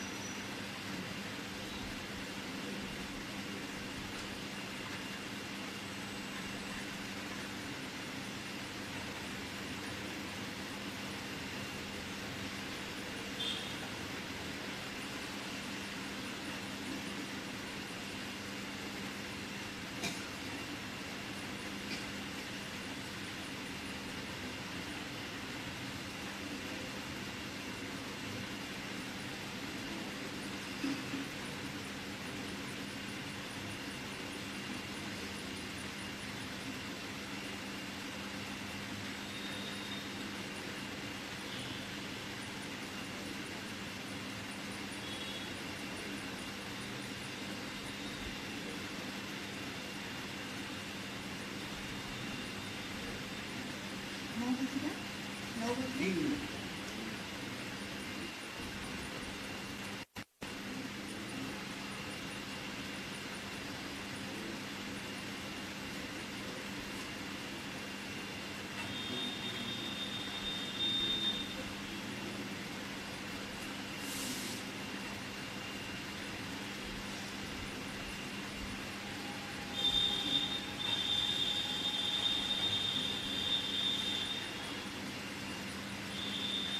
आइए धीरे धीरे हमको सचेत अवस्था में आना है। अभी हम शवावस्था में थे, अभी हम सचेत अवस्था में हैं।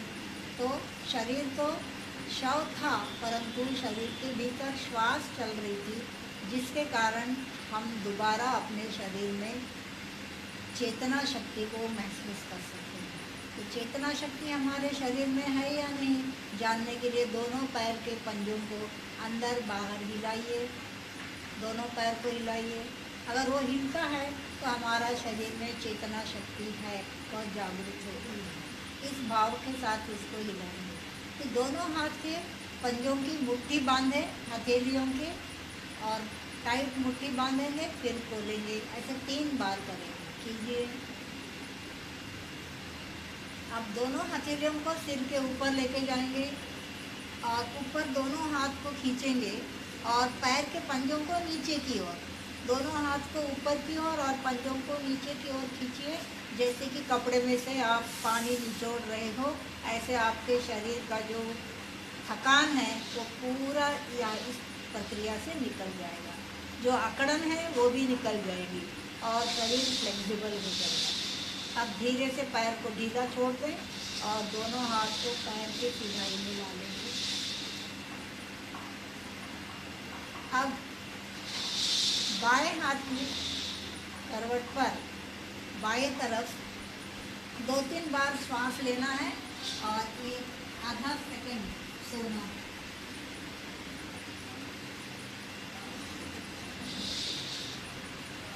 फिर दाहिने तरफ करवट लेना है और इस तरफ भी इसी प्रकार लेंगे। 1 सेकंड इस तरफ भी।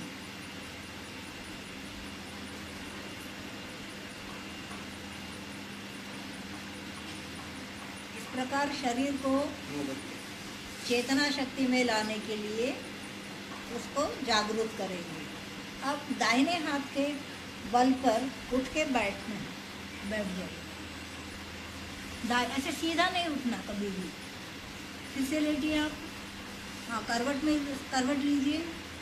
हाँ, ऐसे हाथ के पंजे के बल पर उठिए। हाँ, ऐसे बैठना है, ऐसे उठना है। ऐसे क्यों उठेंगे? क्योंकि सीधा उठते समय कोई भी नस कभी भी लग सकती है, वहाँ से फिर आपको पेट का प्रॉब्लम शुरू हो सकता है, इसलिए ऐसे उठेंगे। फिर अभी उठ के बैठने के बाद पैर को लंबा ही रखेंगे।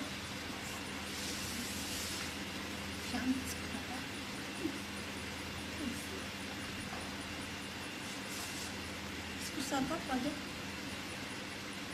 थोड़ा पीछे करो, उनको बैठने के लिए जगह है। पीछे करो, पीछे पीछे करो। हाँ, ऐसे। अब दोनों पैर को ऐसे ही लंबा रखेंगे, ऐसे लंबा रखेंगे, है ना। अभी उठ के बैठे हैं आप जस्ट, है ना। अब दोनों हथेलियों को ऐसे रब करेंगे। दोनों हाथ गर्म होता हुआ महसूस होगा, उसको ऐसे आँख पर रखेंगे और इस ऊर्जा को संपूर्ण शरीर में इस तरह फैलाएंगे, इस भाव के साथ कि जहाँ जहाँ आपका हाथ जा रहा है उस गर्माहट को आप महसूस करेंगे और संपूर्ण शरीर सुदृढ़ और सशक्त हो रहा है, ऐसे भाव के साथ। फिर दोबारा इस हथेलियों को ऐसे रब करेंगे और लेफ्ट हैंड के ऊपर से इस तरह रखेंगे उसी भाव के साथ। फिर तीसरे बार भी इधर से दोनों हाथ धोने के बाद तीसरे बार हथेलियों को रब करेंगे और अपने चेहरे को इस तरह प्रेम करेंगे जैसे आप अपने परिवार के प्रत्येक सदस्य के साथ प्रेम करते हैं, क्योंकि ये जो इंद्रियां हैं यही अपना सच्चा परिवार है जो आखिरी समय तक हमको साथ देने वाला है। और बाहर के रिश्ते छूट जाते हैं, परंतु शरीर का जो इंद्रियां हैं मरते दम तक हमको साथ देता है, इसलिए उनसे बहुत प्रेम करना चाहिए। अब दोनों पैर को इस तरह हम मोड़ेंगे। अरे इधर से दोनों पैर को इस तरह मोड़ेंगे और दोनों हाथ को ऐसे रखेंगे, बाजू में फैलाएं और इन हाथों को ओम के स्वर के साथ ऊपर ले जाना है। 9 बजे, 9 बजे, हाँ, फिर ओम के उच्चारण के साथ इस सत्र को पूर्ण विराम देंगे। तो लंबी श्वास के साथ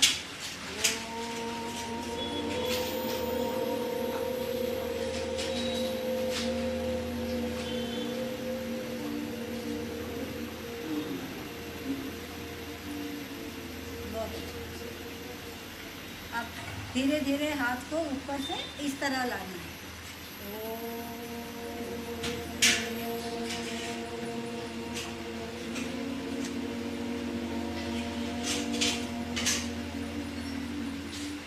आप धरती को प्रणाम करना है।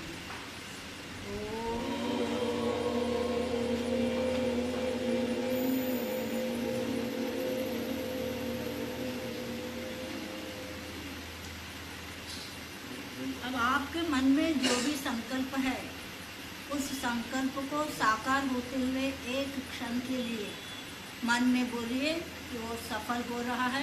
अगर तबीयत खराब है, आप उसको स्वस्थता के लिए आए हैं, तो भाव करेंगे कि मेरा शरीर स्वस्थ हो रहा, मैं निरोग हो रही हूँ, मैं स्वस्थ हो रही हूँ। आपके मन में जो भी आपका संकल्प है उसे 1 मिनट के लिए सामने रखेंगे और ये भाव करेंगे कि वो संकल्प आपका पूरा हो रहा, संकल्प पूरा हो रहा, संकल्प पूरा हो रहा। मन में बोलना है और उसके बाद बोलने के बाद प्रणाम करते हुए स्वयं को प्रणाम करना है। स्वयं के संकल्प को साकार होते हुए महसूस करना है। आइए अभी इस सत्र को हम विराम देते हैं। बाहर सबके लिए नाश्ता रखा हुआ है, तो आप सबसे निवेदन है कि आप नाश्ता जरूर करेंगे। हाँ, अभी आप, हाँ, आगे हमारे जी आए हैं, वो आपको अगला सत्र का इंस्ट्रक्शन देंगे। हम उनसे निवेदन करते हैं कि वो हमको मार्गदर्शन करें। सभी को प्रणाम, नमस्कार। आज आनंदम वेलनेस एक पहला प्रयास कर रहा है राधा कृष्ण हॉस्पिटल, और ध्यान, योग, प्राणायाम के कुछ कार्यक्रम, यानी ज़्यादा समय जो दिन में 7 से 6 तक यानी 11 घंटे कार्यक्रम चलेगा। उसमें 2-3 घंटा रेस्ट भी है, खाना पीना भी है। तो 6 घंटे 7 घंटे में माता जी का 5 घंटे रहेगा। और हर रोज़ कल से हमारे यहाँ जो राष्ट्रीय लेवल पे अनेक जगह कार्यक्रम दिए हैं, विदेशों में कार्यक्रम दिए हैं, और वो लोग कल से एक एक करके आएंगे। इंडिया लेवल पे तो उनके बहुत कार्यक्रम हुए, सिर्फ दादा मुनि का कार्यक्रम दोहा और दुबई में हुआ है। और एक का और रोजी भट्टाचार्य, ये टीवी आर्टिस्ट है पर योगा एक्सपर्ट्स है, इसके कार्यक्रम टीवी पे बहुत आते हैं। और कल्याणी अय्यर गुरु माई आपके सामने बैठी है, इनकी दुआ से भी कई कार्यक्रम हो जाते हैं, क्योंकि भाव के माध्यम से काम करती है। और आज बहुत ही खुशी की बात है, आप गिनती में 10 ही है। और आपको जानकारी होंगी, नागपुर के अंदर जो आरएसएस की शाखा है वो 12 लोगों से शुरुआत हुई थी। और महात्मा गांधी जी जो दांडी यात्रा निकाले थे तो मात्र 24 लोग थे शुरुआत में, फिर कारवान बढ़ता गया। इसके अंदर हमने अनेक चीज़ जोड़ी है। राधा कृष्ण हॉस्पिटल के अंदर आज 6 ओटी है, और हार्ट, न्यूरो, ये सब के हार्ट के ऑपरेशन नहीं होते हैं, एंजियोप्लास्ट होते हैं। फिर न्यूरोलॉजी डिपार्टमेंट, उसके बड़े बड़े ऑपरेशन होते हैं, मस्तिष्क वगैरह के। आर्थो के ऑपरेशन है, गायनिक ऑपरेशन है, आई के ऑपरेशन है, फिर सर्जरी, इतने बड़े बड़े कूल्हे निकाले गए हैं यहाँ। और हमारा उद्देश्य यहाँ 4 टायर सिस्टम है। हमको जो गवर्नमेंट के पेशेंट आते हैं या जो अच्छे पेएबल पेशेंट्स आते हैं, उससे जो इनकम होती है वो हम मध्यम और लोअर परिवार में बांट देते हैं। लोअर परिवार को लोअर परिवार नहीं बोलना चाहिए, बीपीएल परिवार को तो हम 100% तक छूट देते हैं, मिडिल क्लास को 50% तक कंडीशंस देख के, टर्म यानी सब आए कि मेरे को 50% दे दो, ऐसा नहीं है, कोशिश करते हैं क्योंकि डॉक्टर लोगों का भी उसमें हमको सहयोग लगता है। और यहाँ पे सीटी स्कैन है और डायलिसिस सबके लिए फ्री है, डेली 25 लोगों सबके लिए, भगवान की दया से आप सब स्वस्थ है, यानी पेशेंट्स को 25 डायलिसिस पेशेंट डेली निःशुल्क किया जाता है। कैंटीन है, रहने की व्यवस्था है। अब ये विभाग जो खोला गया है ध्यान, योगा, प्राणायाम, इसके अंदर नेचुरोपैथी के डॉक्टर्स है। आप नेचुरोपैथी विभाग यहाँ से फ्री होंगे। मैं खुद बहुत बड़ा एक रोगी हो गया था और मेरा इलाज नागपुर, बम्बई, दिल्ली नहीं हुआ, ये 500 कदम नहीं चल सकता था, तो मैंने नासिक के पास संगमनेर में इलाज कराया नेचुरोपैथी में, और मेरा इलाज ऐसा हुआ कि मैं आज डेली कम से कम 5-7 हज़ार कदम चलता हूँ और ज़रूरत पड़ने पे 16,300 कदम तक चला हूँ। ये मेरे पास रिकॉर्ड है आज भी। तो मैंने बोला क्यों नहीं नेचुरोपैथी सेंटर यहाँ शुरुआत करें। तो लोगों ने बोला ये हॉस्पिटल में तो नेचुरोपैथी सेंटर आज तक कहीं नहीं है। बोला भाई हम अभी बहुत स्टाफ लगता है, सिक्योरिटी है, रिसेप्शनिस्ट है, तुम्हारे दूसरे बीएमएस डॉक्टर है, ये तो हमारे यहाँ है ही, तो कम से कम खर्चा आएगा, इसलिए हमने एक प्रयास किया है। और आज आप गिनती में भले ही कम है, आपको अच्छा लगे, मैं आपको एक विश्वास दिलाता हूँ, यदि 7 दिन का कार्यक्रम आप 4-6 घंटे का, 4 घंटे 6 घंटे का भी करें, क्योंकि यहाँ का कार्यक्रम तो 10 बजे समाप्त हो जाएगा, एक टर्म 10:15 10:30, उसके बाद किसको क्या प्रोसेस करना है, व्यक्तिगत काउंसलिंग क्या है, और नेचुरोपैथी में क्या ट्रीटमेंट देंगे। नेचुरोपैथी में 20 टाइप के ट्रीटमेंट है अपने यहाँ, और लगभग 20 टाइप के इक्विपमेंट है। महिलाओं का विभाग पूरा अलग है। अभी जैसे हमारी बहन जी बैठी है, आप अदरवाइज मत लीजिएगा, मैं खुद आपके समान हेल्दी हूँ, तो अभी से ज़रूरी है आपका वज़न। मेरा वज़न अभी यहाँ मैं जब से हूँ 7 किलो मेरा लगभग 2-2.5 महीने में घटा है। तो वज़न घटाना है, बीपी है, शुगर है, ये कॉमन बीमारियाँ, और सबसे बड़ी बीमारी पेट की है। तो ये जो बता रहे हैं उसका एक लेवल है, उसके बाद दूसरा लेवल नेचुरोपैथी और आयुर्वेदा है, वो सभी सुविधा है। अभी शुरुआत में थोड़ी कमी रही होगी, रहेगी, ये 5-7 दिन में इतना नहीं रहेगा जितना बाद में रहेगा। ये बहन जी ने भी अपना यहाँ नेचुरोपैथी ली है, इनको क्या लाभ हुआ है ये खुद बताएंगे, क्यों जी। और आज सबसे बड़ी खुशी की बात है कि हमारे पास ऑल इंडिया कर्नाटक के प्रभारी भदौरिया साहब दिल्ली से चल के आए ये कार्यक्रम को समझने के लिए, क्योंकि ये कार्यक्रम को हमारे को फैलाना है। हमको इसको कोई दुकानदारी नहीं करना है, जैसा बोलना नहीं चाहिए। बड़े बड़े लोग आए, उन्होंने बहुत नाम कमाया, काम किया, बाद में उसको दुकानदारी में कन्वर्ट कर दिया। आज बोलना नहीं चाहिए, मैं किसी का नाम नहीं लेता, आप समझ जाएंगे। मैं उनके आश्रम में गया तो मेरे को मियाँ और बीबी का प्रति का 40,000 रुपये यानी 80,000 रुपये का बजट आया। वो कार्यक्रम यहाँ पे आपका 80,000 का 15,000, 10,000, 12,000 में, 7,000 में हो जाएगा। और यहाँ रहेंगे, उसका नॉमिनल खर्चा खाने का वो अलग रहेगा। तो ऐसा हमारा प्लान है और लोगों को बहुत लाभ हुआ है। इनको कितना खर्चा आया, क्या लाभ हुआ, ये बताएंगे। अब इस कार्यक्रम को हम आगे बढ़ाते हुए हमारे भदौरिया जी से, माता जी से, डॉक्टर अनिल वाग से और पवन बाबू यहाँ बहुत एक्टिव सोशल कार्यकर्ता है, और हरिओम बाबा संस्थान से भी जुड़े हुए हैं, राधा कृष्ण हॉस्पिटल से भी जुड़े हुए हैं। मैं निवेदन करूँगा सर्वप्रथम आज का कार्यक्रम की शुरुआत आप लोगों की उपस्थिति में करने जा रहे हैं। आओ डॉक्टर साहब आइए।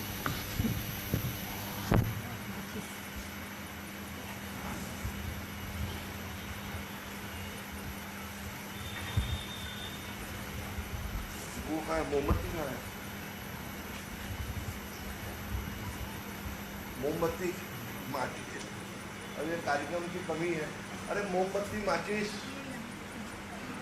आपका शुभ नाम भाई साहब? हाँ, आपका परिचय?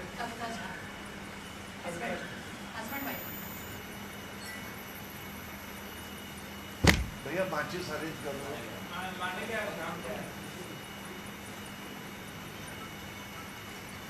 यह कार्यक्रम को भले क्योंकि हमने इतना प्रचार प्रसार नहीं किया, हमारा टारगेट 20 जनों का था, क्योंकि सबको प्रोसेस करना है, व्यक्तिगत समझाना है, तो कमियाँ तो रहेगी ना शुरुआत में। और आप जब नेचुरोपैथी डिपार्टमेंट में जाएंगे, डॉक्टर नीतू चौहान है हमारे पास, इनको 3 डिग्रियाँ है, तो आपको आप ये जब सुधा जिजानी ये अपना अनुभव सुनाएंगे तो आगे, और सीधी बात है, आपको 3 दिन में फायदा दिखे तो आगे बढ़िए, 7 दिन में फायदा दिखे। सबसे बड़ी हमारी बीमारी है पेट, दूसरी बीमारी है, ये माता जी ने बताया होंगे, प्राण वायु की। मुझे नहीं मालूम था कि प्राण वायु, मैंने अपने आप को चेक किया, मेरी प्राण वायु यहीं तक आती थी। मैंने ऐसे ऐसे प्रैक्टिस किया और 1-2 सारेगामा किया, वो बताएंगे, मेरी प्राण वायु यहाँ से चालू हो गई। उस दिन से पेट में साफ होने में फर्क आ गया। तो बहुत सारी विद्या है, प्राण, ये वायु वगैरह अपनी जगह है। अरे कूलर चालू कर देना भाई थोड़ी देर, तो एक बार बंद कर देना, बहुत गर्म हो गया ना। वो जब तक आता है आप नेचुरोपैथी पे चालू कर दें, फिर बाद में बता देंगे। टाइम 1 मिनट खराब नहीं होगा ना। Good morning everyone.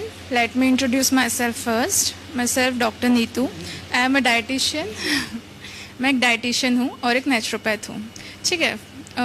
First of all I want to thanks to sir और मैम जिन्होंने एक कैंप, एक्चुअली एक कैंप नहीं है ये, है अपने बॉडी में जो टॉक्सिन्स है, जो टॉक्सिन्स हम एलोपैथिक दवाइयाँ खा खा के अंदर घर कर रही हैं, उन सबको रिमूव कैसे करना है, जड़ से ख़त्म कैसे करना है, वो नेचुरोपैथी है।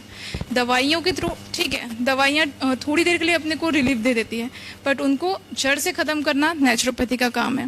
नेचुरोपैथी डिपेंड्स ऑन 5 थिंग्स: अग्नि, जल, वायु, मिट्टी, जिसमें अपने यहाँ मिट्टी चिकित्सा बहुत ज़्यादा इफेक्टिव करती है, बहुत ज़्यादा इफेक्ट कर रही है अपने यहाँ मिट्टी चिकित्सा। जैसे वेट लॉस के लिए हो गया, उसके लिए मिट्टी चिकित्सा अपन यूज़ कर सकते हैं। वेट लॉस के लिए फास्टिंग थेरेपी अपने पास बहुत अच्छी होती है। फास्टिंग थेरेपिस्ट के ऑलमोस्ट अपने यहाँ 5 पेशेंट्स को रिजल्ट आए हैं। 10 डेज में उनका 8 kg वेट हमने कम किया है, एंड विद अ प्रूफ। उनके फीडबैक्स भी है हमारे पास, क्योंकि ये नहीं है कि सिर्फ हम फास्टिंग थेरेपी आपको लिख दें, वो आपको प्रॉपर फॉलो करना पड़ेगा। एंड नेक्स्टली सबसे इम्पॉर्टेंट कॉन्स्टिपेशन, पेट से हमारी पूरी बॉडी जुड़ी हुई है। अब अगर पेट साफ रहेगा तो पूरा दिन हमारा अच्छा जाता है। कॉन्स्टिपेशन के लिए अपने पास एनिमा, मोस्ट इम्पॉर्टेंट एनिमा होता है। एनिमा की भी प्रोसेस होती है, एनिमा हम नेचुरल वेस्ट से देते हैं, ये नहीं कि साबुन का एनिमा, डिफरेंट थिंग्स है। मेंटलिटी लोगों की अलग बनी हुई है एनिमा को लेके, बट अपने एनिमा नीम का होता है, त्रिफला का होता है, प्योर नेचुरल वेस्ट से अपन लोगों को ट्रीट कर सकते हैं। और आप आइए, 7 डेज की ट्रीटमेंट कीजिए, आपको काफ़ी इफेक्ट मिलेगा, ठीक है। Thank you. हाँ, मैम हमारी काफ़ी पुरानी और सबसे पहले पेशेंट है, सुधा जिजानी मैम। मैम आपको बताएंगे कि कैसा उनको इफेक्ट हुआ है। हेलो, मैं यहाँ पे पहले आई थी, तो मुझे भी थोड़ा सा पेट में और पैरों में भी थोड़ा तकलीफ थी। उसका मैंने ट्रीटमेंट किया पूरा, मुझे बहुत लाभ मिला उसका। और मैं अब घर में भी डेली करती हूँ, तो उससे मुझे काफ़ी लाभ होता है।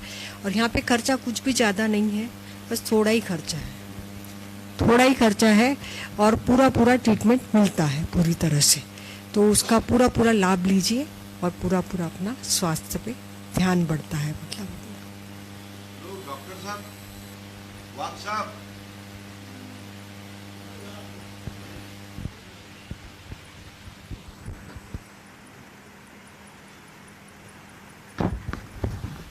अभी डॉक्टर अनिल वाघ, इन्होंने अपना पूरा जीवन अपना कैसे आनंद में रहे, अब बैचलर यानी शादी भी नहीं की है और पूरा जीवन 30 साल से समर्पित किया है। वैसे गुरु माई भी बैचलर है, 72 साल के है, बीए है, बीएड है, एलएलबी है और अच्छे पेंशन वगैरह आती है, तो अपनी सेवा भाव में लगे हुए है। तो इसी प्रकार ये भी सूचक जी है, ये भी सेवा भावी है। तो इस प्रकार जुड़ते जाएंगे कारण, क्योंकि लोग भी लगते हैं। अभी जैसे डॉक्टर निकिता है और भी डॉक्टर है 3-4। अब उसमें शुरुआत में कई डॉक्टर ऐसे मिले कि यहाँ के पेशेंट ले जाना, उसको लड्डू दिखाना और उसको 20,000 रुपये से उतार लेना, ऐसे भी केस हुए। तब अब मैं ज़्यादा समय न लेते हुए, आज बाहरगांव से भी लोग आए, कई लोग 10 बजे आ रहे हैं। तो शुरुआत में हमारा टारगेट ही नहीं है कि हम बहुत 25-50 लोगों को जमा कर ले। आप पूरी बात ये 9:30-10 बजे चाय, वो ग्रीन टी वगैरह का अरेंजमेंट है, वो थोड़ा बहुत। हाँ, ये हम इसका पहले स्वागत कर लेते, उद्घाटन। हाँ, क्या बोला? हाँ, मैं निवेदन करूँगा गुरु माई से कि दीप प्रज्वलित करेगी। फिर दादा हमारे भदौरिया जी से भी निवेदन करूँगा कि वे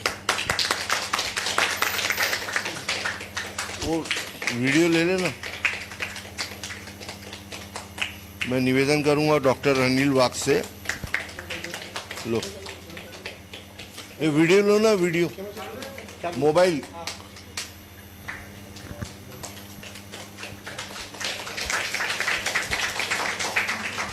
मैं निवेदन करूंगा पवन जी अग्रवाल से,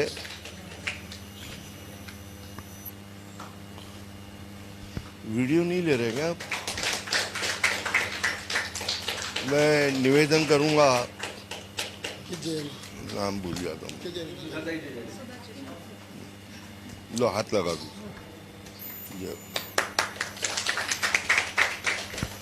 यह कार्यक्रम का दीप जीवन में प्रज्वलित रहे। किसी ने कहा है कि दीपक का काम अंधेरा हटाना है। वो दीपक यह नहीं देखता कि कहीं भी उसको हम गलत, यानी शमशान घाट में भी रात हो गई, मंदिर में रात हो गई, हॉस्पिटल में रात हो गई, हर जगह वो प्रकाश देता है।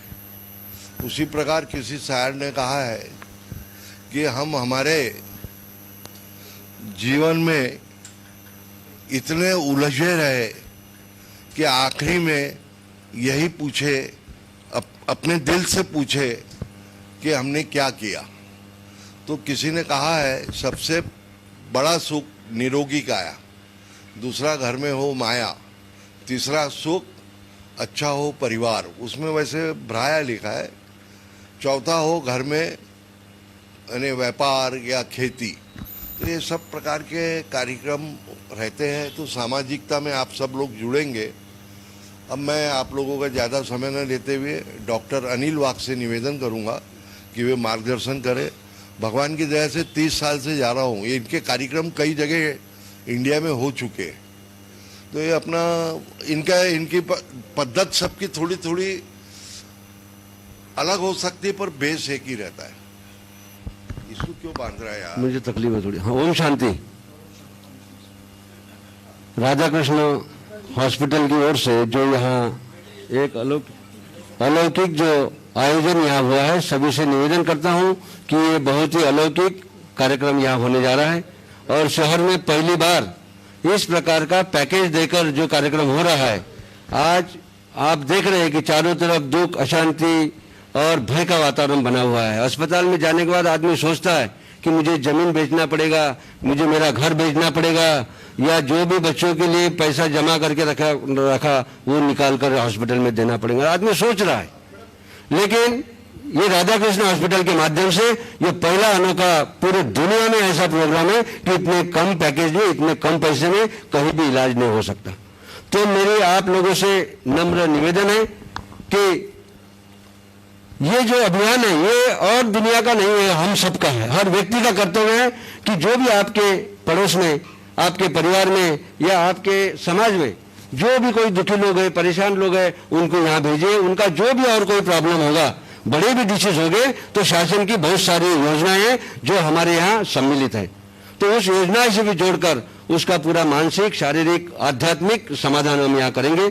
मैं अभी 3 महीने से पूरा गर्मी के दिनों में पूरा देश घुमा हूँ और अलग अलग राज्यों में गया, तो मुझे थोड़ा सा खान पान में, इसमें उसमें शारीरिक प्रॉब्लम भी है। गारंटी आपको देता हूँ कि इस 7 दिन के शिविर में जो भी आप किसी को लाएंगे आपको दुआएं देकर जाएगा और उसके जीवन में परिवर्तन होगा।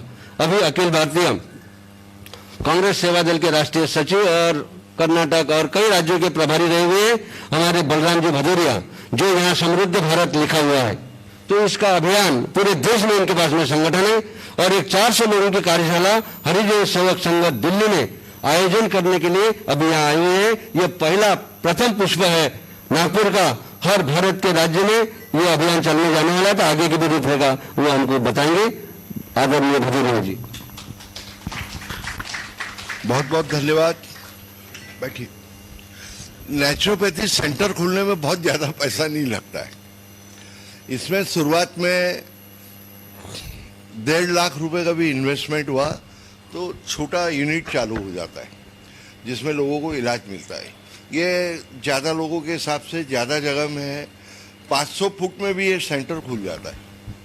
तो हम प्रयास कर रहे हैं, हमारी भारत सरकार से भी बात चल रही है गांव-गांव में, और टेलीविज़न के माध्यम से पूरा वीडियो से इसका हम डिटेल देंगे।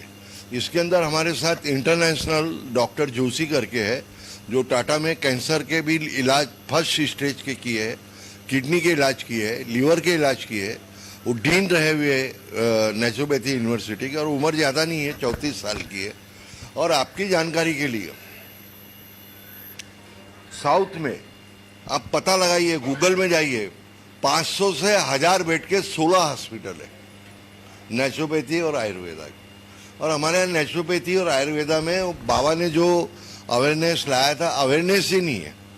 अब वो अवेयरनेस को दे दवाई पे दवाई बाबा ने भी बेचना चालू कर दिया।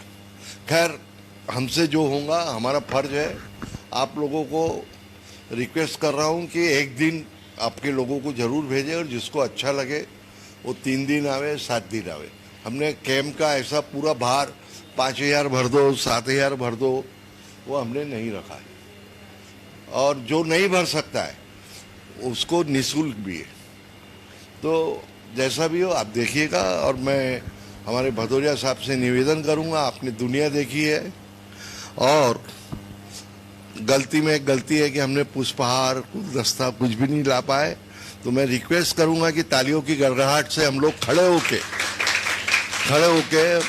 आपका भदौरिया जी का सत्कार करेंगे बस।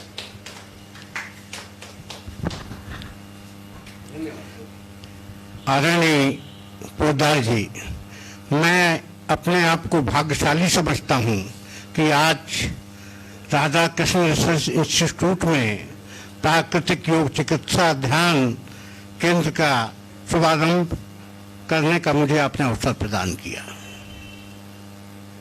आपने उस परंपरा को जीवित करने का संकल्प लिया जिससे हमारे पूरे देश के लोग एक शुरुआत की कि स्वस्थ रहें, प्रसन्न रहें और आगे बढ़ते रहें। इसके लिए आपने जो समृद्ध भारत की कल्पना की है कि हमारा भारत का हर नागरिक स्वस्थ रहे, प्रसन्न रहे और अपने आप में शक्तिशाली भी हो, समृद्धशाली भी हो, इस प्रयास के लिए मैं आपका हार्दिक अभिनंदन और वंदन करता हूं। एक बात और कहना चाहता हूं कि केरल में, दिल्ली जैसे शहर में केराली हेल्थ सेंटर पूरे देश में खुले हुए हैं और उनका ट्रीटमेंट 60-70 हजार रुपए से कम नहीं है। मैंने जो यहाँ पर देखा, मैं कर्नाटक में सेवादल के संस्थापक निष्काम कर्मयोगी डॉक्टर नाथू हार्डीकर की समाधि है, वह कर्नाटक आरोग्य धाम सेंटर है, वहाँ भी नेचुरोपैथी का सेंटर है। डॉक्टर अनिल बाग जी, गुरुमाई जी वो देख चुके हैं, मैंने वहाँ भी देखा। जे हॉस्पिटल है वहाँ भी देखा। लेकिन नागपुर जैसे शहर में एक शुरुआत अपने आप में एक बहुत बड़ा पुनीत कार्य है। मैं एक मानता हूँ कि 1 पर 1 11 होते हैं। आप लोग 10 हैं, अगर 10 अपने साथियों को लाएंगे तो 100 होंगे, 100 के बाद 1000 होंगे और संख्या बढ़ती जाएगी। और नागपुर नहीं, पूरे महाराष्ट्र के क्षेत्र में एक भावना है, कमाने की नहीं है, भलाई करने की भावना है। पोद्दार जी जिस परिवार से जुड़े हुए हैं उस परिवार को मैं कोट कोट नमन करता हूँ। आपने शायद हनुमान प्रसाद पोद्दार जी का नाम सुना हो, या गीता प्रेस गोरखपुर का नाम सुना हो। रामचरितमानस वहाँ कम उस पर छपती है, कल्याण पत्रिका वहीं से निकलती थी, दूसरे भी धार्मिक ग्रंथ निकलते थे, और कमाने के साधन से नहीं, केवल सनातन धर्म के प्रचार और प्रसार के लिए काम होते थे। उस परिवार से जुड़ी हुई विभूति है। मैं इनका पुनः एक बार हार्दिक अभिनंदन वंदन करता हूँ और समर्थ भारत की कल्पना की सफलता के लिए कामना करता हूँ। जय हिंद, वंदे मातरम।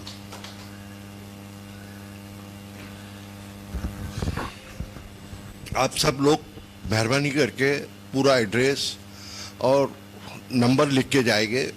समृद्ध भारत जो एक सहयोगी संस्था है, इसको देश और विदेश के 20 लोगों ने दिल्ली में स्थापना की है, पर दिल्ली इतना बड़ा शहर हो गया कि एक से दूसरी जगह जाना इतना संभव नहीं है, और एकदम निस्वार्थ सेवा में टाइम नहीं दे पा रहे हैं। बहुत कम लोग हैं वहाँ। और नागपुर में भी इसमें जैसे भी आचार्य संजय कट्टमवार, यह पूरा जीवन इन्होंने सेवा भाव में दिया। ये कल परसों में आएंगे। ये ध्यान मुद्रा का इनका नेशनल लेवल पे कार्यक्रम चलता है, और बैचलर है। तो ऐसे लोगों का समूह 1, 2, 3, ये संजय कट्टमवार जी, और ऐसे लोग 4-5 और जुड़े हैं। ये भी सेवाभावी है। आपका शुभ नाम? ये बीएससी है, बीएससी हो ना, तो जुड़ेंगे। तो समृद्ध भारत के अंदर ये योजना है कि सबसे पहले हमारे इसमें आत्मीयता का, मैं थोड़ा समय ले रहा हूँ, आत्मीयता कैसे रहे, आपस में हम लोग मिलजुल कर कैसे विकास करें, आर्थिक, मानसिक, शारीरिक, इसका विकास कैसे हो। और इसके अंदर अनेक सेल है। सबसे पहले हमने स्वास्थ्य को गुड मॉर्निंग से जोड़ा है। उसके बाद में जैसे रोजगार है, या बिजनेस डेवलपमेंट्स है, या वुमेन सेल है, चाइल्ड डेवलपमेंट्स है, ऐसे अनेक सेल है। और हमें इसमें सरकारी लोगों का काफ़ी वो है। और इसके अंदर यानी जो एडवाइज़र्स है, हाई कोर्ट रिटायर्ड जस्टिस है, आईएएस ऑफिसर्स है, आईजी लोग है, तो सब प्लानिंग करते हैं। और सबसे बड़ी शुरुआत आज ये कार्यक्रम यहाँ हो रहा है, इसको हजारों लोग लाइव ही देख रहे हैं। वो चैनल आपको बता देंगे। और यह कार्यक्रम, बड़ी खुशी की बात है कि एक बुद्धा टीवी है, उन्होंने इस कार्यक्रम को समझा, तो वो बोले 10 जने भी रहेंगे, पर उनके 4 करोड़ सब्सक्राइबर है वर्ल्ड के अंदर। वो अलग से उसको सॉर्टिंग करके बताएंगे, क्योंकि 1.5-2 घंटा नहीं बता सकते, आधा घंटा वो रोज़ बताएंगे। इस टाइप के अनेक कार्यक्रम हैं। तो आप लोग जुड़िए, बस यही प्रार्थना करता हूँ। ज़्यादा समय न लेते हुए, अभी कितने बजे, टाइम कितना हुआ? हाँ, तो 15 मिनट आप समापन पे ले जाओ। हाँ, तो फिर वो अरेंजमेंट करो पे वगैरह का। ड्राई फ्रूट वगैरह दे दिए क्या? हाँ, तो शर्मा जी को बुलाना, फ्रूट वगैरह सब प्रबंध करेंगे। मैं चाहूँगा आप सब लोग अपना अपना परिचय देवे।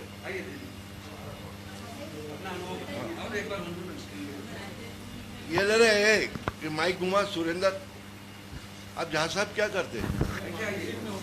मार्केटिंग में हूँ। 30 इयर्स हो गया मुझे मार्केटिंग। अच्छा, ओके। आप फिर पीछे रह जाओ। ओके। जी, नमस्कार, मेरा नाम कविता झा है। मैं फ्रेंड्स कॉलोनी नागपुर से आती हूँ, और मुझे स्वास्थ्य बहुत सारी समस्याएं हैं, और मुझे पता चला मेरे एक फ्रेंड के माध्यम से, तो मैं यहाँ पर अपने आप को क्योर करने के लिए आई हूँ, और ये सेशन चाहती हूँ कि कंप्लीट करूँ, और उसके बाद जो उपलब्ध इलाज है उससे मुझे जो बीमारी है या तकलीफ़ें हैं वो मेरी दूर हो, जिससे मुझे स्वास्थ्य लाभ हो। और बहुत अच्छा रहा। जब मैं सुबह 7 बजे से ही आई हुई हूँ, तब तो शुरू भी नहीं हुआ था कुछ, फिर इंतज़ार किया मैंने, और सब लोग आए। बहुत अच्छा प्रोग्राम कंडक्ट हो रहा है यहाँ, और मुझे